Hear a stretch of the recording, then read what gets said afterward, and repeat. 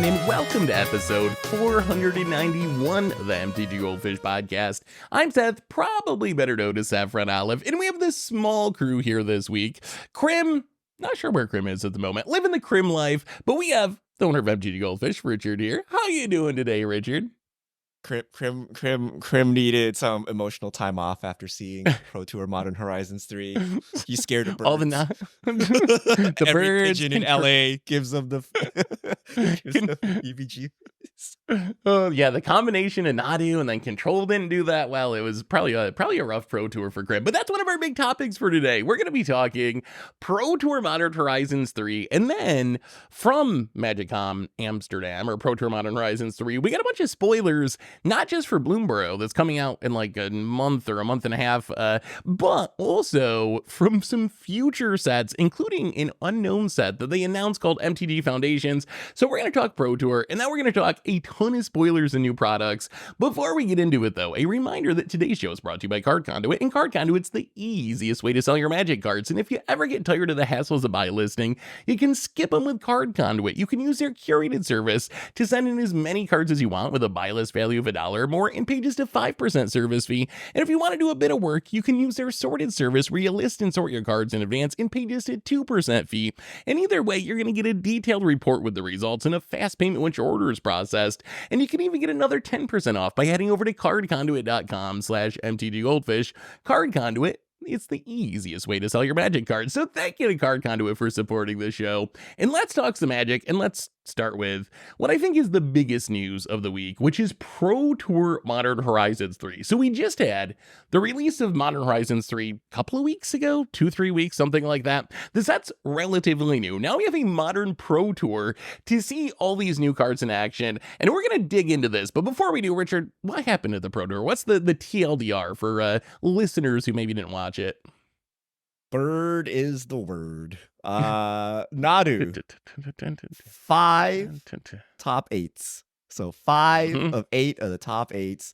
After the initial round, there were only Nadus left. There were only 4 Nadus. So the winner eventually, Nadu.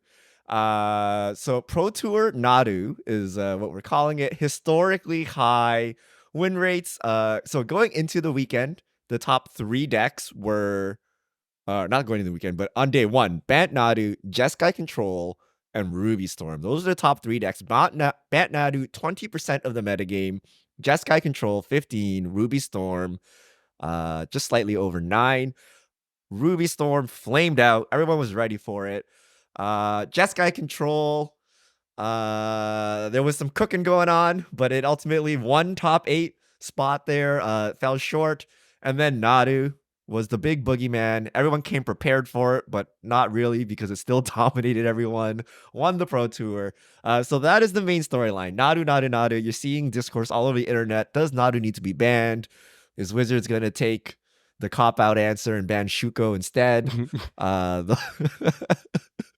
might. That's kind of the story. Sound like something they might do. But yeah, I mean, that is the story of the event. If you watch the event, there were some interesting matches. There were some interesting limited rounds. There were like Mono Black Necro, some cool games with that deck. There was in the early rounds, like Sultai Vengevine got to show up on camera. But really by day 2 and definitely by the top 8 on day 3, it was just all Nadu all the time. And unfortunately, that deck's kind of repetitive. It's kind of just doing this one thing over and over and over again.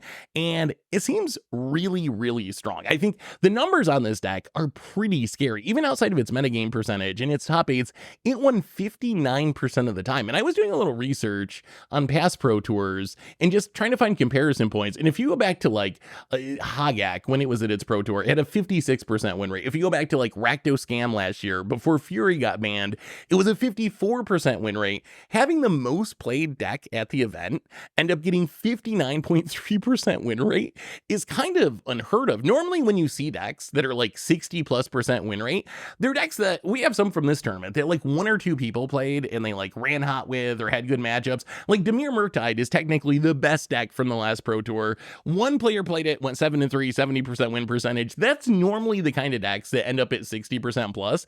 It is really, really tough for a deck that's the most played deck at the event to end up at 59% win percentage. So this is really, I think, a historic performance. The only performance that I think compares to this that I remember in a modern Pro Tour was really Eldrazi winner Eldrazi. And that was a case where Eldrazi winner Eldrazi, that was not the most apples to apples comparison, because everyone knew Nadu was the deck going into this tournament. If you go back to Eldrazi winner, most players didn't give Eldrazi any respect. It was like the 5th most played deck. Only a couple of teams actually brought Eldrazi, and then ended up like dominating, taking 6 top 8 slots, bringing with Eldrazi winner. But this is the closest thing I can think of. Like, I think there's a real argument that Nadu at Pro Tour Modern Horizons 3 is either the best or the second best modern Pro Tour deck of all time in the history of the modern format, which is absolutely wild. So Richard, what does this mean? Like, is this a case where the meta can adjust? Like, because we've seen that before, right? Like, Hogak dominates, Eldrazi dominates, and one of the first things people say is, well, give the meta time to adjust. Like, can we do that to Nadu? How do we adjust to this? Or is this just a case where we need to ban something? So you're in a special class when your worst matchup is the mirror match, right? Like, the reason it's so hard for a commonly played deck to have a high win rate is that because it's so commonly played, you're going to play the mirror a lot, and that drags your average back down to 50. So you really do need a rogue deck to get like 70% win rate, 60% win rate. But Nadu just like slinging off the casual 59 there is pretty strong. Can you adjust? I don't know. Do we want to adjust? Because it was the most miserable gameplay we've ever seen. Bad. Right? And Wizards knows it's miserable because when you're watching round 4, right? So this is the first round of Constructed, right? And we're watching like 2-1 players play. 1-2 players play. They're digging deep down the barrel to find an interesting matchup because they want to avoid showing Nadu. It's cooked. Right? And then when they show the metagame, breakdown, they're like, Jeskai control. And then you're like, Jeskai wizards? The heck is that? It's Jeskai control with Snapcaster Mage. Right? I'm like, that doesn't make Jeskai wizards, but the metagame is cooked when they have to stretch it and start inventing new archetypes by doing that. So I think Wizards is aware of this, and I do not think the metagame will adjust. I think that's pure cope because everyone went into the Pro Tour knowing that Nadu was a top deck. So this was it. This was the fight that everyone brought. And then the second problem is outside of the Pro Tour, Modern is played on Magic Online. Nadu is miserable to play on Magic Online, just doing the Shuko triggers because you don't know what things have been targeted. But the current best iteration of Nadu does not use Thassa's Oracle to win, but like convoluted endurance loops and Odawaru to bounce all your crap to save 1 card out of the deck, which I actually ran the numbers. It's actually quite significant. 10% of the time, you have that 1 card in your opening hand, 15% in the top 10 cards. So that is a real savings. And I believe it is actually physically impossible to pull off this combo in a 3-game match on Magic Online. So people can't even play the best version.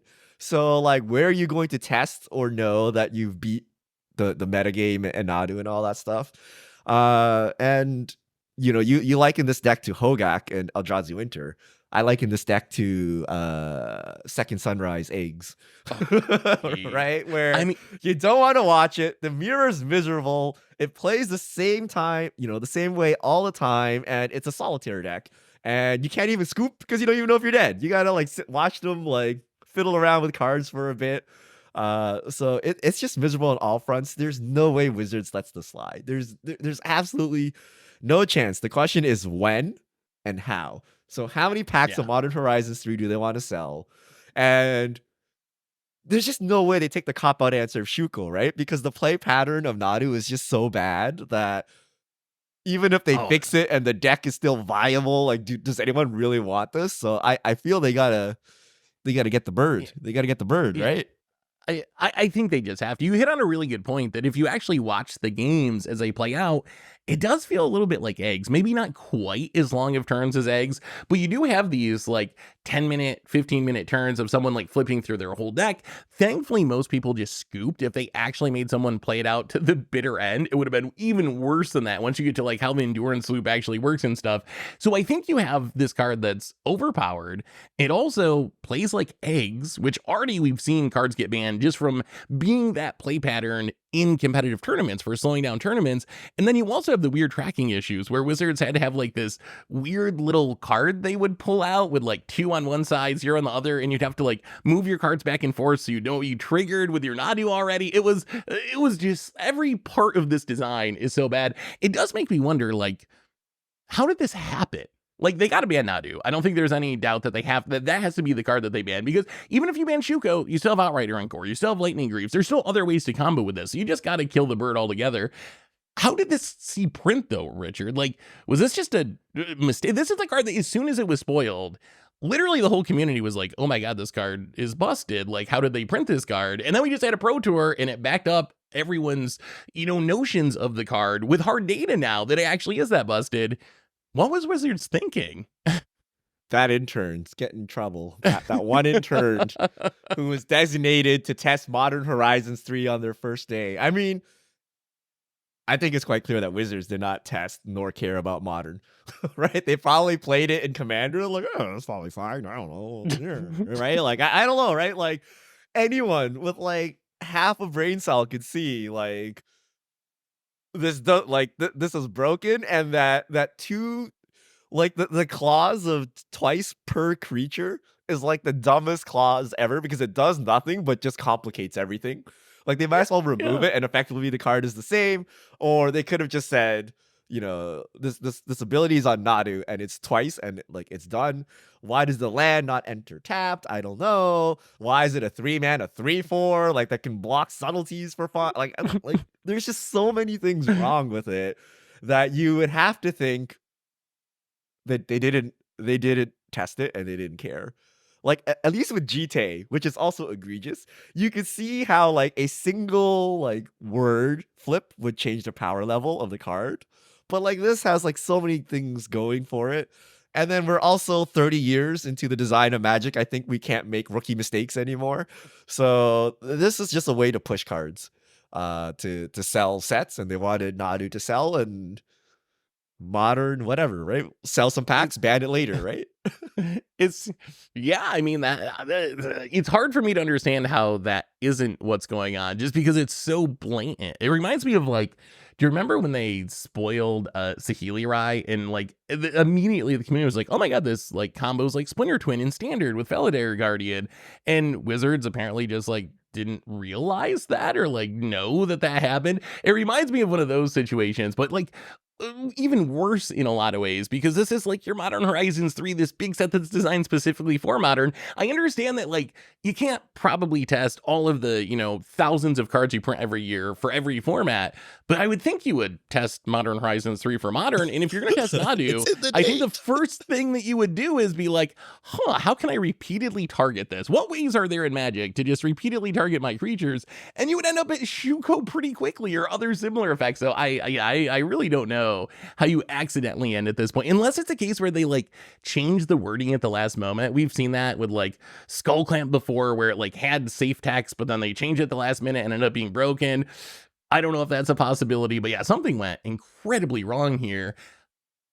What a place to be in. So do you think there's any chance, Richard, our next BNR update is the end of August, the official one? Do you think Wizards lets this go until then? Do you think it's 2 months of the bird is the word in Modern, or do you think they take some action earlier? They have to emergency ban, no? Like, you're just gonna throw away 2 months of Modern, as nobody is going to want to play Modern because of the bird, and no one's wanting to buy the deck because they know it's on its way out.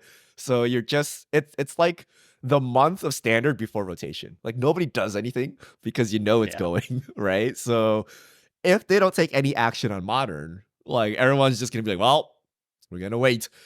We're gonna wait for something to happen to Nadu, and then we'll see, right? So that's just throwing two months of Modern away. So I think they do emergency bans.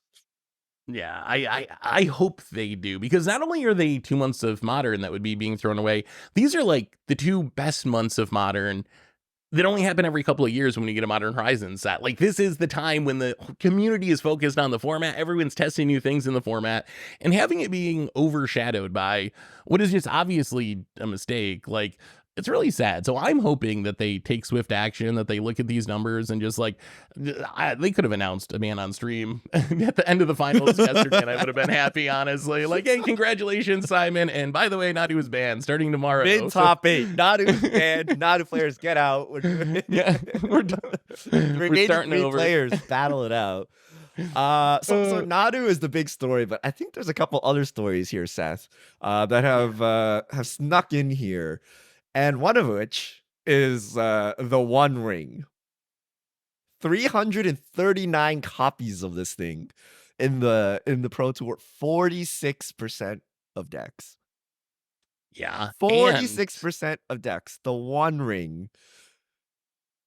And I don't even think it's really a Nadu staple, right? Like, it does show up as like a 2 of in some of the Nadu decks, but this is like the most played card at the event, and it wasn't really that heavily played or even always played in the most played deck at the event, which means if you weren't playing Nadu, a really high percentage of the other decks were One Ring decks.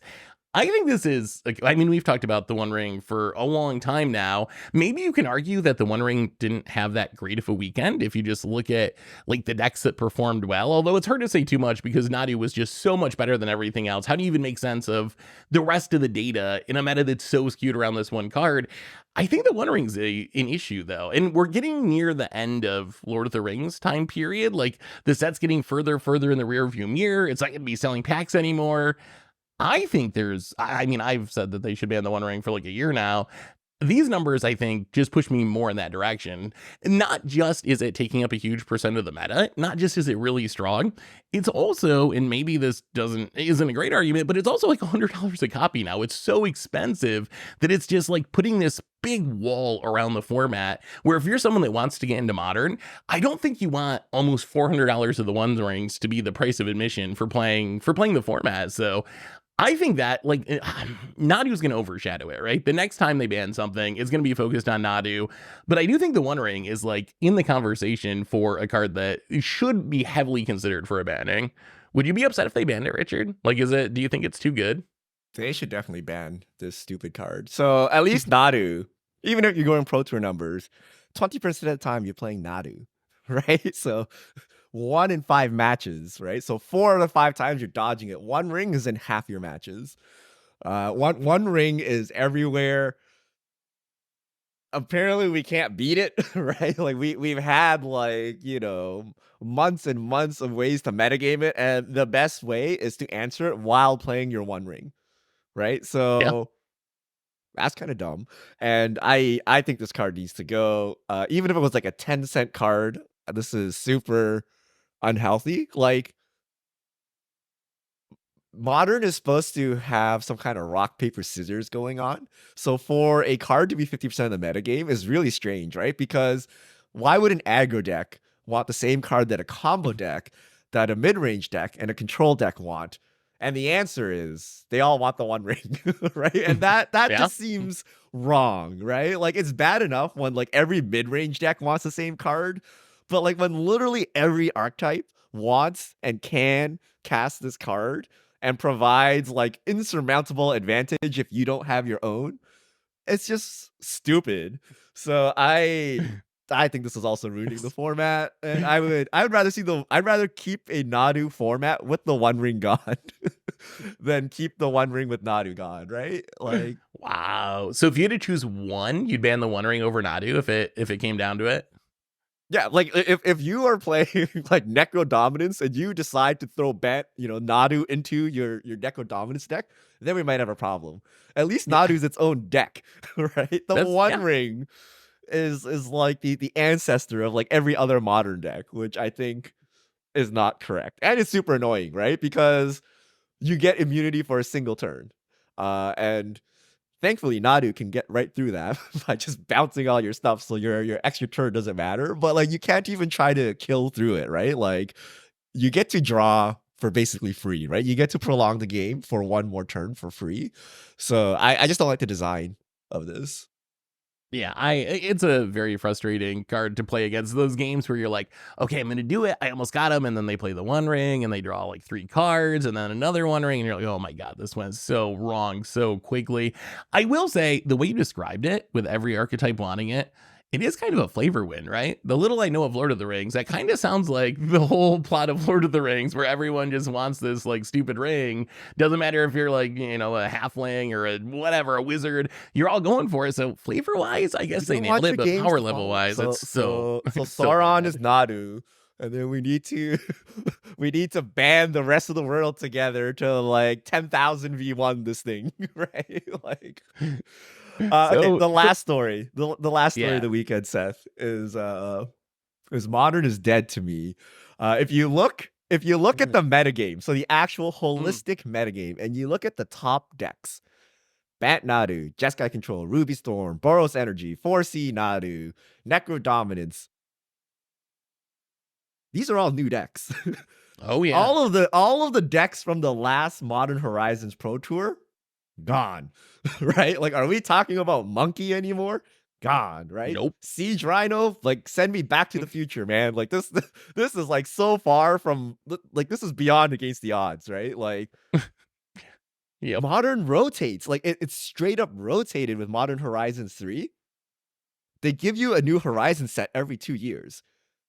Your $1,000 Modern deck has the shelf life of a standard deck, right? Like, it's the same rotation schedule, except you gotta buy like double, triple, quadruple the price deck. Like, this is not the Modern I want to play. It's essentially an entirely new format, and it really kind of just puts me off of it, right? Like, I kind of just want to play my old favorites, but they're all actually unplayable, and now I gotta play Flage, right? I gotta play Ruby Storm, right? I gotta play the Bird, right? So what do you think about this? Like, no overlap of the top archetypes from the last Modern Horizons. Isn't that kind of ridiculous? it is kind of ridiculous, and really, I think it's even worse. If you look back at just like the last Modern Pro Tour we had, which was last year, there's not even much overlap from then, where like Rhinos in Scam, those were like the big baddies of the format, the decks to beat. So it's really a entire new metagame in the course of like a year. And I was wondering if this would happen again, because we kind of saw this with Modern Horizons 2, right? Where the big conversation around that set was, it's look at the top 10 creatures in the format. They're all from Modern Horizons 2. This is a brand new format. I rotated. I was really curious if Wizards viewed that as a good thing or a bad thing, if they were going to like listen to that feedback and be like, okay, like maybe we need to tone it down and like not change the format so much. Apparently Wizards does not view it that way, because this is just as much of a rotation as we saw with Modern Horizons 2. In some ways, it might even be more of a rotation. And it's really, really tough to have a format like Modern be a pseudo-rotating format. I like rotation in Standard. I think it's a positive to have things be changing and be fresh. The problem is Standard decks are, what, $200, $300, $400, $500? Modern decks, the average price is almost $1,000. If you want one of these Nadu decks, you're looking at $1,100. All the top 8 decks, I think the cheapest deck in the top 8 of the tournament, which this is partly because there were, 5 Nadu decks, which were kind of similar, but the cheapest deck was just under $1,100, with the most expensive being almost $1,600. That's a lot of money. Like, how do you spend $1,600 on a Modern deck, knowing that odds are it's going to be invalidated in 2 years? That's a really big ask for a lot of players. So I have a big concern about that as well. Like, what do you do? Like, how do we solve this, Richard, though? Like, is Modern just dead? I want to point out that price thing is even more egregious, right? Because now, if you buy a $1,600 deck, you kind of got to fork over the money, like $1,600, because that is the Modern Horizons 3 release price. Whereas if you go back 5 years ago, if you played Standard, you built up your Standard collection, those cards became playable in Modern. You got them when they were cheap at $10 or whatever, right? And then in 3 years, they become Modern All-Stars. They're $50. A place that is effectively $200, but you spent $40 for it, right? The only thing we can say about that now is fetches and shocks, right? If you have been playing since forever, your fetches and shocks were free when they were printed in standard, and then they go up over time. But now you got to like fork over the One Ring, right? The One Ring money. You got to fork over Bowmaster's money. You got to fork over, whatever hotness from Modern Horizons 3. You got to pay full price. There is no discount for when they were unplayable jank, and then you got them. So the price is super expensive, and it just I don't know. Modern to me is that my biggest takeaway from this was not Nadu. I'm just like, I don't want to play this format. I have no interest in playing this format. My pile of Tarmogoyfs over there can do absolutely nothing. But even if you take the powerhouses of literally 4 months ago, Yawgmoth, 1% of the metagame. Amulet Titan, 0.8% of the metagame. I don't even know. No one even brought rhinos. No one cared about rhinos. Like Leyline of the Guild Pack. Where'd that go, right? Murktide, like 4 decks, right? Like it's just so unplayable, right? That you don't even want to bother spending your money to go to the Grand Prix or whatever, get a hotel and lose even more money at this point, right? Like it's not even close in power level.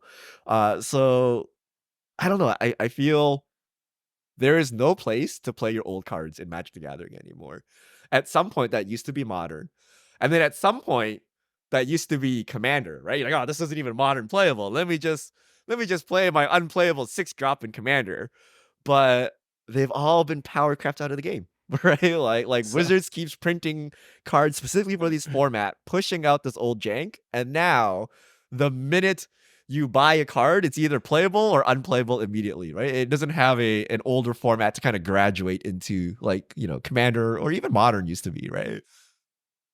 So I hate to break this to everyone, but I don't think Wizards wants you to play your old cards, Richard. I think they want you to be buying Flages and One Rings and like these new cards. I was thinking about it, like it wasn't that long ago, only a very few years ago, maybe 2-3 years, maybe 4 years, somewhere in that range, that we were talking about Wizards is reprinting cards so aggressively now and so often now in the era of secret lair drops and all these supplemental products that they might run out of reprint equity. They might just like, reprint Tarmogoyfs and Snapcasters and Fetchlands so much that they don't have valuable cards to like put in their packs and sell their packs anymore. And Wizards apparently realized this and decided that the solution to this is just to print really expensive new cards that power creep the old cards out of the format and not worry so much. It's much more valuable to them rather than trying to print Tarmogoyf for the 10th time when it's worth $30 or whatever, to just make a One Ring that's worth $100, and you can reprint that a bunch maybe if the IP lets you, or a Flage, or like with those kind of cards. So I think that is like an intentional thing. Like I think Wizards knows that that's how they can make the most money, right? Is by printing these new cards that you have to buy. And your point about the cost of decks is really, really good. I'm just looking at some of the top 8 decks. And if you look at like the most expensive one was Mono Black Necro. Those cards, like you need almost $200 at Orcish Bowmasters. You need almost $100 in Necro Dominances, $400 of the One Rings. Those are all cards that never went through standard. And this is true kind of across the board. If you go to Jeskai Control, you need to buy Flages and One Rings and Forced Negations. Those were all cards that you would never have from standard. Same with Nadu. Like you're spending so much money on cards that just never went through standard. So I think I think it's intentional. And I think it's actually like kind of sad and scary. Is the argument that we should just be playing digital Magic and we shouldn't be playing paper Modern anymore? Is that like, would you still play Modern in like on Moto, Richard, or no? Does it kill it there? I mean, I only play Modern on Moto, but like, I don't know. It's like, why don't I play Pioneer, right? Because I'm like, I don't want to learn the whole new format and everything, right? Like, to me, I have like this extensive 10-year history with Modern. Like, I know you're not going to trick me with your weird sideboard jank cards, right? I know them all, right? But when you rotate the whole format, I got to learn the whole thing again. It's like me just playing a brand new, like, why don't I play Pauper? I'm like, I don't know. I just never got into it, right? I'm sure I would love it if I actually played it, but I just don't want to invest the time to learn it. And the rotating Modern makes it the same. Like it's the same as if I just picked up a new format. So I might as well just go try Timeless or something right now, or Pauper, or Pioneer, or Explorer, or Modern Horizons 3 Modern. Like they're all the equivalent learning curve. They're all new. My collection all starts at 0 anyway. Like, what am I gonna do? Play my Jund deck? Like, this is bad, right? Like, it's not playable, right? So I gotta start from scratch. So I don't know. So And then the problem is I gotta fork over like $1,000 while I'm doing yeah. this. And here's the other problem. So back in the day, we used to have articles, Seth, finance articles about how you could buy yourself into like, I don't know, like Teamer Delver or something in Legacy, right? Like, well, you start with the volcanic islands, right? And then you buy the Tarmogoyfs or whatever, right? And then in like 3 years, you'll have a functioning deck, and then you're good to go. Because we actually expected our decks to last 5 years. Yeah. Right? People actually spent $100 on Tarmogoyf knowing that they could play it for the foreseeable future. I'm not sure I can drop, like, maybe the One Ring you can see being played, but let's say like Yawgmoth was like $50 a card. Are you comfortable buying Yawgmoth at $50? Are you sure Yawgmoth is going to see play in 2 years? Like, I don't think so, right? So I am not comfortable spending anything that's not incredibly dominant. But then now I'm worried that it's so dominant it might get banned, right? Like, the One Ring might actually get banned. So I would be uncomfortable buying a playset for Modern, right? So I don't know, like, there was some illusion that your cards held value, especially the eternal playable ones. You can, they'll always see play in Legacy. There's no way this thing can be power crept, right? But now we're just power creeping left and right. Am I willing to drop like $200 a playset, not knowing I can play it in 2 years? Like that is where Wizards is screwing up, right? Like, great, Yeah. people are buying new cards, but people have like no faith in their collections. If I'm sitting on a collection of like $5,000 worth of eternal playables, well, joke's on me, they're probably no longer eternal playable at this point. No. But like in a year from now, you could bet like half of those things are like nigh unplayable. Like, do you remember when like Dismember used to be expensive, Seth? Like, we're talking about Boomer Oh, Magic here, right? oh yeah. Yeah. Snapcaster, Liliana, Tarmogoyf, Dismount. There's a huge list of cards that Like used to Street be like Wraith, expensive. but like these like utility random things that were just expensive, but you're like, oh, don't worry, I can always use a Dismember in Modern, right? Yep. But like, you'd feel pretty dumb buying Dismembers for $10 a piece or whatever, right? So I don't know. I have lost all confidence in Modern. Nadu aside, One Ring is just everything about Modern Horizons 3 has made me very wary about this format. I think they've gone too far. Like, a little shake up is fine, but like, you can't rotate the whole thing. And I mean, we're even seeing that with Modern Horizons too. I think Ragavan is like a good example of that. Like, when Ragavan came out 2 years ago, it was considered to be the best one drop of all time. It still might be. It was the card of the set. It's a card that people were talking about. Should it be banned? It was everywhere. It was played in a huge percentage of decks. It was up at its peak around $100 a copy. That's where it was a few months after the set release, $90, something like that. Now it's down to like $40 in falling. Now it's still sees some play in Modern, but if you watch the Pro Tour this weekend, if anything, people were kind of laughing at how bad Ragavan was. Like, oh, that card, yeah, we used to remember that card when that was good, a few years ago. Oh, nice Bowmaster. And this was the $100 card that you were spending your hard-earned money on 2 years ago to play Modern, and now it's a laughing stock, and its price is down to $40. And prices going down, I get, I don't want cards to be expensive overall for people, but if you're someone who bought into Modern to play your Ragavan deck 2 years ago, you're getting wrecked. You're getting absolutely wrecked. So I don't know how you afford to do it. Like, I think I'm somewhat sheltered from this, just using like loan program stuff on Magic Online. I don't feel the pain of like, I don't have a paper Modern deck. I built Mono Red Prison in paper, so I had a paper Modern deck, and then they banned Simian and Spirit Guide, and I've never built another paper Modern deck, and that was the end of it. So I just play on Magic Online. But I do think that's like, it's a real concern. Like, and I just don't know what the future looks like. I will say, so we're not all doom and gloom, I've really been enjoying playing Modern since Modern Horizons 3 came out. I do think I agree with all these issues we're talking about with the format. I do think they're really existential threats to the long-term health of the format, but I have been having fun playing it outside of like Nadu issues and exploring the new stuff. So that's been fun. But yeah, there's some big issues here. And I think the Pro Tour really shined a light on a lot of the problems that the format has. So Curious to if people are listening, let us know in the comments. Where are you? How do you interact with Modern? Do you build decks? Do you have any worry that your expensive investment's going to be invalidated by power creep or by a banning? Super curious to know how the community interacts with it. But any other Modern thoughts? Actually, I have one more Modern question. Then we got to hit up some of these spoilers. So Richard, they're not going to ban Nadu today, apparently. They would have announced it by now. Let's assume Nadu's going to be around for some amount of time. You're going to go play Modern this weekend at your F&M or something. You're expected to be in a lot of Nadu. Is there anything you see from these listed decks at the Pro Tour that you'd be like, okay, I might pick that up and give it a shot in this Nadu meta?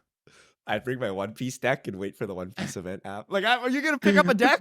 It's like, unless you're running a card store, like, how are you just going to slap together like an alternate deck, right? So if you had a load program on Magic Online, what I would play is bot Nadu, right?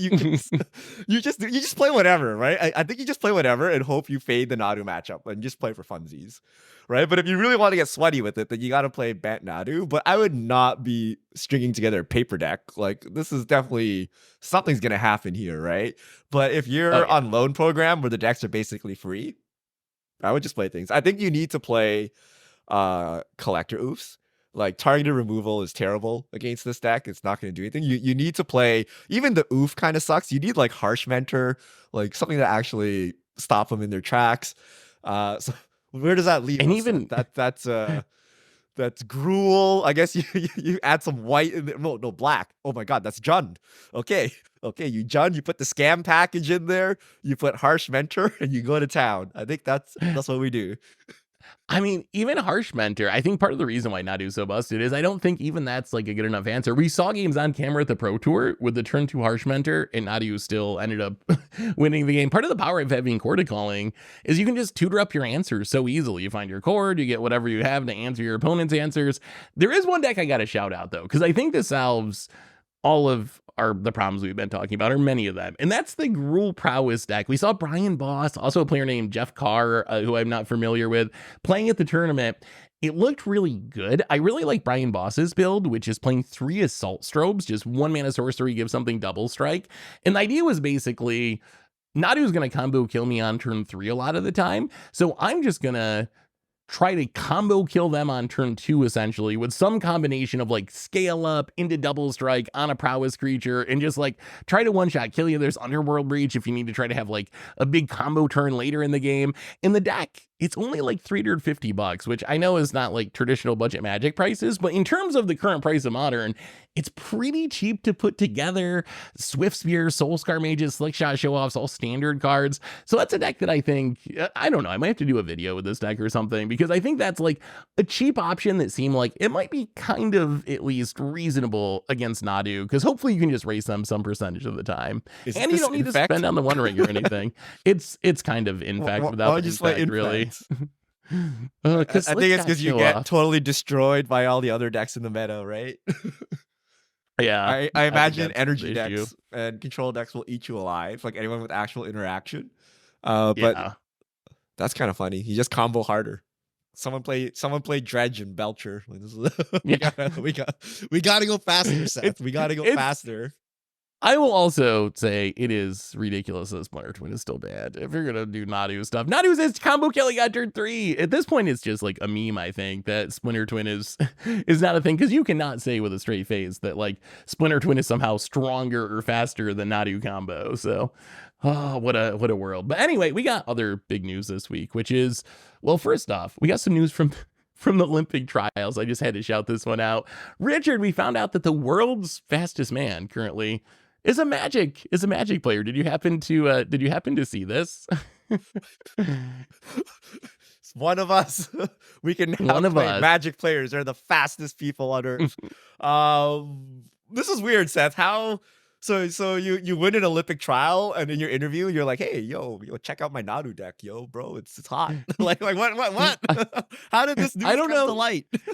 So I don't know how we ended up here, but Noah Lyles, who is I believe won a gold medal last Olympics. Actually, maybe it was a bronze medal last Olympics, but he's like a world champion, currently the fastest person in the US, the best 100-meter dash time in the US, was at the Olympic trials and was kind of like doing the red carpet thing and happened to be talking to another athlete, I believe, Joe Fawn maybe, and they were talking about how they really love Magic, and they just happened to be in front of the cameras having this conversation about how Magic's super cool and all their friends play, and the person who was interviewing them was like, "You nerds, like, what are you talking about?" But they really loved it, and they're like, "It's a really fun game. All of our friends play," and I just thought it was really cool because it just shows like how many different types of people play Magic. When you think of like the stereotypical Magic player, you think of like a gamer person, sitting on their computer playing Magic. This is like a class athlete who's favored to win a gold medal in a really big event at the Olympics this year, talking about their love of Magic. So it's kind of cool to see the mainstreaming of Magic, where I don't think 10 or even 20 years ago, you probably wouldn't see this, would you? Yeah, I don't know. I mean, in the world of social media, you see many things that you probably shouldn't see or Yeah, want to see. I guess I But guess that's true. I mean, there are a lot of Magic players in the world, and some of us must have legitimate jobs, Some like of us win gold fame. medals, yeah. Yeah, yeah. So, I mean, the real question is, once you figure out what deck they're playing, do you lose or gain respect for them? Oh You're yeah. like, oh yeah, I'm playing Nadu. Playing Nadu, okay, I'm yes. playing I'm Nadu. rooting Yeah, I'm rooting playing. against you. Yeah. I'm playing I Nadu. hope you My deck crit. is a power level 4. Okay, we're playing with casual pods. Yeah. Uh, all right, let's move on. We got a few minutes, so I want to get into spoilers a little bit because the other big news that we got this weekend from MagicCon Amsterdam is they always do a preview stream to show off stuff from the future. This time, the next set coming up is Bloomborough. That's one where we start spoilers, I believe, a week from tomorrow on July 8th. So we'll be doing all the spoiler coverage for that. That's the like cute little animal set, but they kind of skipped over that for the most point. They showed off a few lower rarity cards that you can see over on MTGPreviews.com. But their big focus was actually Duskmourn House of Horrors, which is the next standard set that's coming out the end of September. And they showed off a bunch of cards from this set. They also announced a new set that we hadn't heard about called Magic Foundations. So this is a set that's dropping in November. And I got to know what you think about this. So the idea of Magic Foundations is it's kind of like a core set. It's a standard set, but they're going to print these cards into it. And those cards are not going to rotate from standard until, according to Wizards, at least 2029. So essentially, we've talked about this before, the idea of having this pool of cards in standard that essentially never rotates, and it gives a way for kind of the opposite of what we were concerned about in modern, with the format changing so quickly. With this foundation set, if you're a new player, you can focus your deck around these cards, and these cards aren't going to rotate for a very, very long period of time. My deck is going to be functional in standard for years and years and years. What do you think of this idea, Richard? Do you like the idea of this foundations thing? Is this a positive because it gives stability, a negative because it keeps the format from changing? I don't know. It's a core set, but why 4 years and why at least 2029? Like they didn't even have a plan for this. Yeah. Like we're just gonna wing it. We'll figure it out. So I like the idea, but are they gonna have another foundations like 2 years in? Like so I don't know. They have to keep adding foundations. I think they got to keep adding core sets. The big news I think out of this is the cards they have chosen to reveal in foundations. So there's 2 new cards and whatever. We'll get to them in a second. But Omniscience, okay. But Day of Judgment and Lawnmower Elves. So Lawnmower Elves is pretty telling about the power creep in standard, right? Because Yep. this is considered a very powerful card for some standards, right? Like, Maro's been transparent about this. Like, once in a while, we want to up the power level of standard. We throw in a lot of more elf for you. We'll add like a fatal push to make sure it doesn't go crazy. And then we'll take it back, right? Because Lawnmower Elf is too crazy, too snowbally. And then now they're just like, don't worry, next 4 years, Lawnmower Elves. So I'm a little worried about that. 4-mana rats, I think we are far gone from the days where we thought 4-mana rats were oppressive. So this is telling me, what we need to know about standard design for the next 4 years. That these are considered, remember, core set cards are usually the mediocre cards, right? They're the mediocre, meat and It's potatoes, right? So we're gonna get a supercharged mythic rare 1 mana dork coming, a la Deathrite Shaman, Delighted Halfling, or something like that, and we're gonna get better wraths. So this is kind of yeah. interesting. That's the wild part to me too, because both of those cards, Day of Judgment and Llanowar Elves, it wasn't that long ago. You mentioned Llanowar Elves, how that was a card they reprinted in Dominaria, right? They reprinted Dominaria because it fit the flavor and it came to standard for a couple of years. But traditionally, for the last decade or so, back to like M10 or M11, they had decided they were going to keep Llanowar Elves out of standard because they thought 1 mana dorks were too good. There was also a time in the like 2015 era, 2016, where they thought that 4 mana Wraths were too good to standard. Traditionally, we always had 4 mana Wraths in standard, and they stopped printing them. They wanted the baseline to be 5 mana to make sure that standard was powered down. Now we're not only seeing these cards come back to standard, but they're not even leaving standard. That is a pretty big statement from Wizards, like you said, about the power level of the format. In some sense, it makes a lot of sense, right? Like, green is sucked in standard for a long time. If there was ever a time to have Llanowar Elves show up in standard, it's probably now when green is the worst color. Day of Judgment, 4 mana Raz, whatever. Like, is it better than Sunfall and the million other Raz we have in standard? I don't even know, but it was kind of shocking to see the cards they included in this set. I'm excited for it, but at the same time, what if you end up in a world where Llanowar Elves is a problem? What if they were right all along about it not being good to have in standard all the time, and you're like promising that it's not going to rotate? So there is some risk there. I think there's also some nostalgia, though. It reminds me almost of the early days of Magic, where yes, we had a core set every year, but go back to like a Llanowar Elves type card or a Day of Judgment type card, a Wrath of God in this case, they would just reprint it every single core set. So Llanowar Elves would always be legal in standard because it was an alpha, beta, unlimited, 4th edition, every single core set for like the first 15 years of Magic. So maybe that's what they're going for, is kind of back to that era of stability. I don't know if it'll end up being like successful, but I do like the idea of having this product that can maybe give new players cards that they can play with for a long period of time without having to worry about rotating, which I think is what they're trying to do. I'm just surprised by the power level of these cards. Even the other one, like Anthem of Champions, one of the new cards, is just Selesnya enchantment, green and a white, creatures you control get +1/+1. Not a flashy card, but even that's like above the curve for an Anthem. We don't usually get these 2 mana Anthems, so it looks like it's going to be pretty strong. I mean, it makes zero sense because standard is the one format you do not need to power creep because it rotates, right? Like, you can keep the power level low. It's not like modern where like, oh, if you want your card to see any chance of being played, you got to power creep it. So I don't like this, and I am of the opinion that for competitive Magic, the lower power, the better. And like currently the best form of Magic the Gathering is limited because you can actually use like skill and like your decisions matter as opposed to just getting run over by a truck every game. It's kind of like, I don't know, like if you wanted 2 people to fight, like the highest skill would be like you just do MMA or something like that. You just like two people just like start slapping each other, right? And presumably the one with more skill will win versus like 2 people with guns and like who pulls the trigger first wins, or like 2 people with like nukes or something, like just press a button. Like, it's less interesting. So I like lower power standards where you can actually play, you would actually like attempt to block and trade and like do things like that. As opposed to just like 2 ships passing and one person nukes the other person and you call it a day. So I don't know about this one, but I don't think that ship has sailed. I'm actually seeing like in Duskmourn we get like crazy 1/2 Llanowar Elf that in the end game like overruns for some reason. Right? like Deathrite Shaman, essentially, right? Like, it's gonna be a dork with utility in the late game. And I think we're getting powercraft Llanowar Elves. I mean, if Llanowar Elves is the like new player never rotating intro product version of the Mana Dork, it makes sense that there might be like the super pushed mythic Salapack version of a Mana Dork coming to standard at some point. Speaking of Duskmourn, you mentioned Duskmourn, Richard.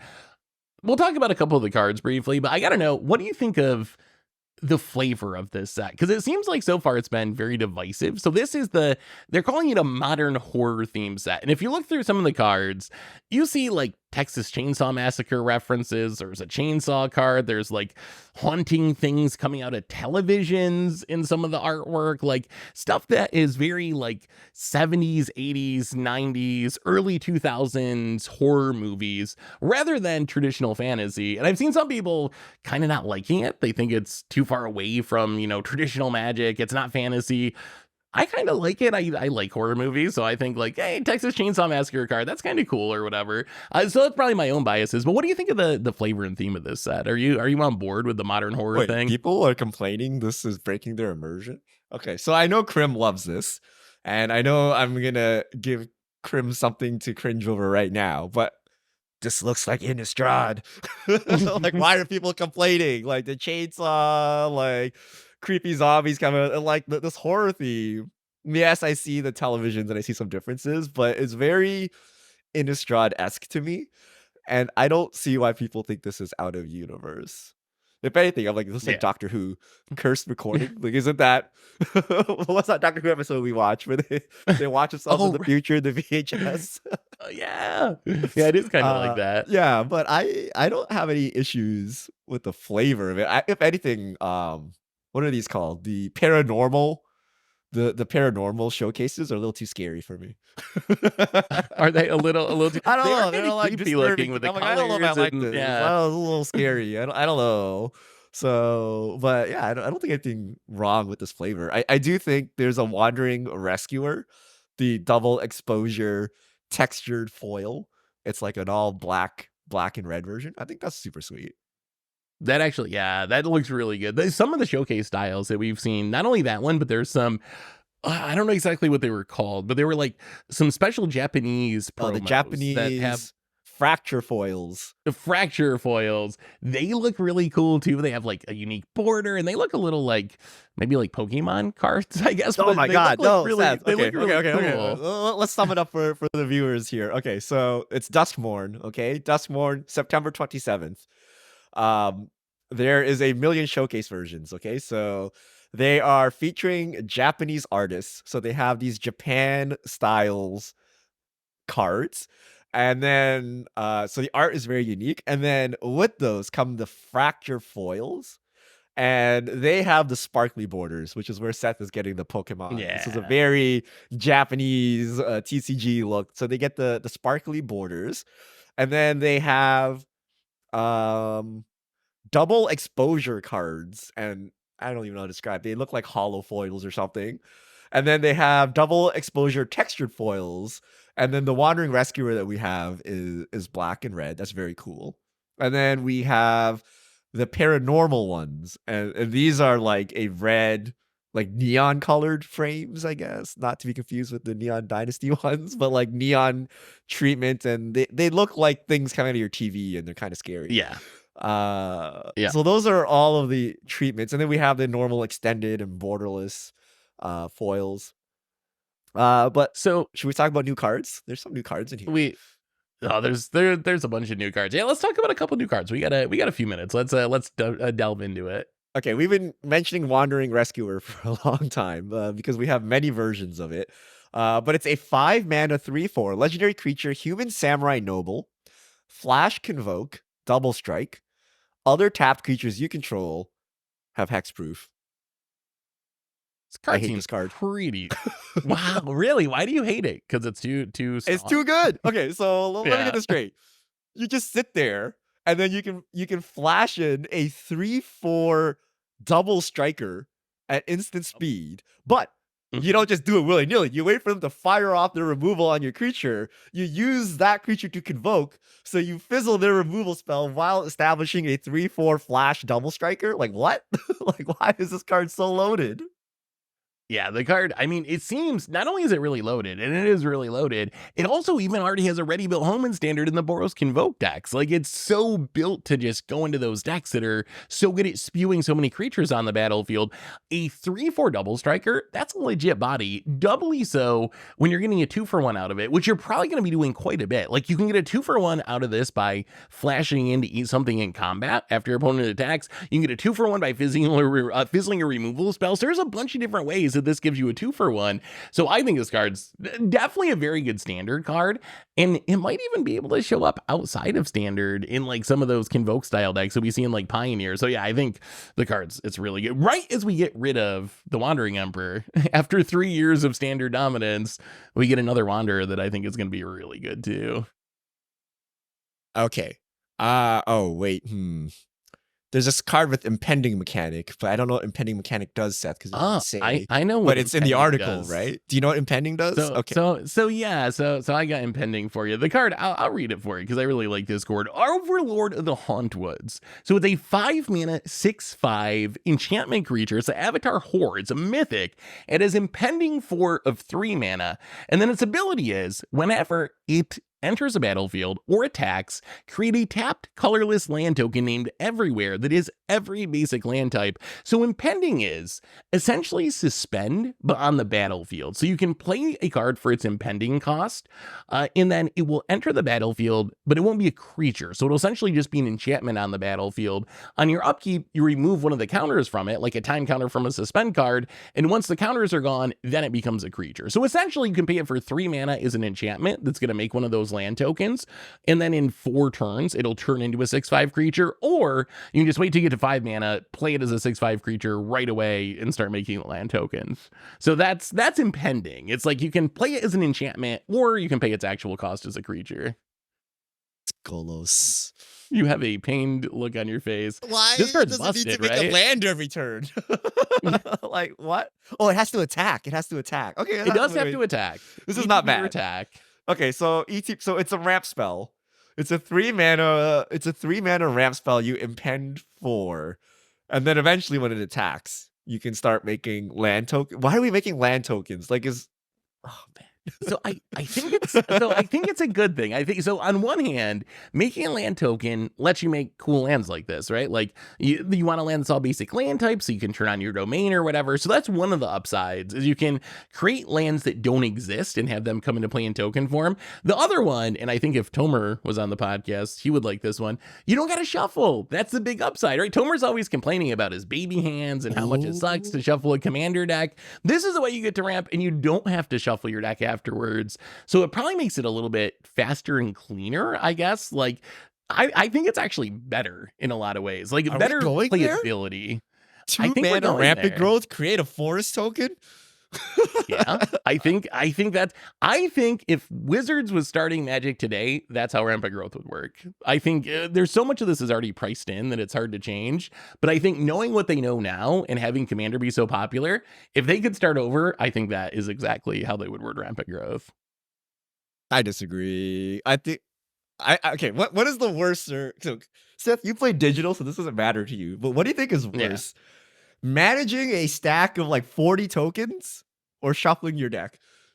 Because every time I make a token, I want to die. Tokens. Right? Yeah. Like when I play a token deck, I'm like, my God. Right? So I don't want to carry a stash of everywhere tokens as well. Like I get, if you have to, you have to. But I think I'd rather fetch out of my deck and shuffle rather than create a token. The carrying of the token everywhere, I think, is much worse than having to shuffle. But that might be true. That you do, it does, but maybe we're just past that at this point. A digital doesn't matter, right? If it's a token, yeah, digital doesn't matter. It's automatic, right? Yeah. Okay. So how good do you think this card is, Richard? Like, it's got a big body. I think floor this card, we're losing Topiary Stomper for domain, right? I think this is like just a huge upgrade in standard domain. I think it's better than Topiary Stomper because you can pay for 3 mana just like a Topiary Stomper. You get a land that's going to automatically turn on your domain as long as it's on the battlefield, and then eventually it turns into a big creature. Would you play it in Commander? Like, outside of, like, I think you would in a domain deck just to get all land types, maybe. Would you play it as a generic ramp spell in Commander, or is it not good enough at 3 mana for the impending cost? It all comes back to one thing, Seth, and it's green card draw. So this is on the battlefield. Is it a creature or no? What does it count as on the battlefield? It is not a creature while it's impending. If you play it for its impending cost, it is not a creature. It's just an enchantment. So it's just, so it can be disenchanted or something, but it does. Okay, this is unplayable. Topiary Stomper way better because it counts as power for all your power matter stuff in green. This is just 3 mana ramp spell. Like, I would just play Cultivate if that mattered. I guess if you're 5C deck, I don't know, because you get a land that's every type. But I think the Stomper would just be better, or like a Kodama's Reach would just be better in Commander in most cases. If you're playing Enchantress or something, or there's some actual synergy here, you might put this in. But generic deck, I don't think this is too hot. Yeah, I think that's kind of where I'm at. I don't know if I just play in a generic deck. If I have domain synergies, then I think I would. But I don't know if I play in a generic commander deck, but I do like it as a standard card. And I think this set overall looks pretty powerful. We're getting near the end of the cast, but I want to ask you real quick about one more card. And that card is Nowhere to Run. So Nowhere to Run is a 2-mana black enchantment with flash. When it ETBs, target creature and opponent controls get -3/-3 until end of turn. Not super exciting, like medium removal, but then it says creatures your opponents control can be targets of spells and abilities as though they didn't have hexproof. Ward abilities on those creatures don't trigger. So we've seen a lot of complaining recently, ever since Voja came out, about ward costs. Is this the answer we need? Like, is this the playable card to stop ward in hexproof? Like, is that enough of an upside to make this card good, even though the removal mode's kind of like medium? So just so I understand this card, because I think it's gonna mess with most people. You can target a hexproof creature with the -3/-3. You can, because the second weird. ability is actually static, even though we're used to cards resolving top down. So I feel Wizards has thrown everyone for a loop by templating it like this, although they probably had to for whatever reason. But so you can remove ward and then target, and then things are permanently ward free for you and hexproof free for you. I don't like this at all. This is not like black already has the ability to get around this with first their edicts and then their cheaty edicts that specify very specific things, right? So why do they need this? I feel this should be a blue ability, or I don't know, let's give it some other color to do this, right? Like, why did black need this? They have the mechanism to deal with this already. That is a good point, right? That black already does have the ability to get around that. Yeah, it does seem a little bit like, I don't know, blunt, I guess. Like, we heard you complaining about ward, so here you go. Like, this will make sure you never have to deal with it. I do think, though, it's good to have counterplay to stuff like hexproof and ward, so maybe black isn't the best color for it, but I do like the card, and I think the card has relevance. I don't know if it's like a 4 of main deck style card in most metas, but I think that, like, having a card that can be an answer to your opponent's Slippery Boggle or your opponent's Voja or whatever like annoying ward thing they have, I think that's a good thing to have floating around. So yeah, maybe it would have been better in a different color, but I actually like that they're providing answers to these things. It should just be humility. It should be dressed down with removal. Like, this doesn't even get you around Nadu. A doesn't even kill Nadu. B doesn't even turn off the abilities of Nadu. Yeah. Maybe it should just draw a card or something on the way down instead of being like very bad removal. Like -3/-3 doesn't kill much anymore. Like, it kills a dork or something, I guess. But which dork? Well, I don't know. Maybe we will have a Sylvan Carrier to come back. Gotta get rid of that. Yeah. As like a 3/3. Get rid of that land of elves. Yeah, I don't know. I feel they should go to another color. I don't really like this card. I don't know what Wizards is doing here, because they already have the cheaty edicts where they make you choose something and then they edict it, right? As opposed to just a freeform edict, right? Your highest power creature, highest mana value, whatever. Yeah, there's plenty of edicts like that. So yeah, I don't know if it's super necessary, I guess, for black, but I do like that they're giving some kill counterplay Volja. Volja's like what, a 6/5 or something, right? 6/6, but it turns off the ward, so then you can. It's a 5/5 normally, but then it grows. But yeah, it turns off the ward, so you can kill it with something else though. Then you can finally Doomblade it without worrying about the ward cost. So, do you think this is a commander issue? Like, they're like, this is not for standard, even though Duskmourn's a standard set, but like black needs a way to get rid of ward, right? So here it is. Or do you think they thought this was a good mechanic for standard? I think we're gonna see some pushed ward and hexproof stuff. My guess is that, because I think the complaints about Voja started too recently for it to impact the design of Duskmourn. So I don't think when they were designing Nowhere to Run, they were like, oh my god, everyone's freaking out about Voja, because that just happened a few months ago. So I think that this probably means we're gonna see a very strong ward or hexproof card or cards in Duskmourn itself, and they felt like they needed to have a way to play around that card. So we'll wait. I could be wrong, but that's my guess. Is we're gonna see something like, oh my god, why does that have ward, or why does that have hexproof? Thrun, the last troll, the key character in Duskmourn, cutting out of your TV. Yes, Thrun from the TV, mega hexproof with the chainsaw. I mean, Modern Horizons 3 had some pretty crazy ward, right? The Eldrazi was like sack 2 permanents or something. Yep. So yeah, I can see ward your opponent ward, like you draw like 6 cards or whatever. Like, thanks, I'll remove this. That's basically Nadu, by the way. That is, yeah. That is essentially you remove their Nadu, they're like, draw a card, pick a land, draw, okay. Anyway, I think that brings us to the end of our podcast for today. So no fish mail this week, but Richard, where should people send those in for the future? All right, hit us up at MTGGoldfish on Twitter with the hashtag MTGFishmail, and we'll get to your questions on air.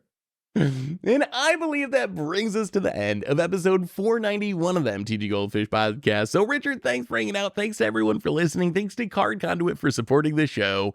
And we will be back next week to talk about whatever goes on in the world of Magic. So until then, have a lovely week, everyone. And this is a crew signing out.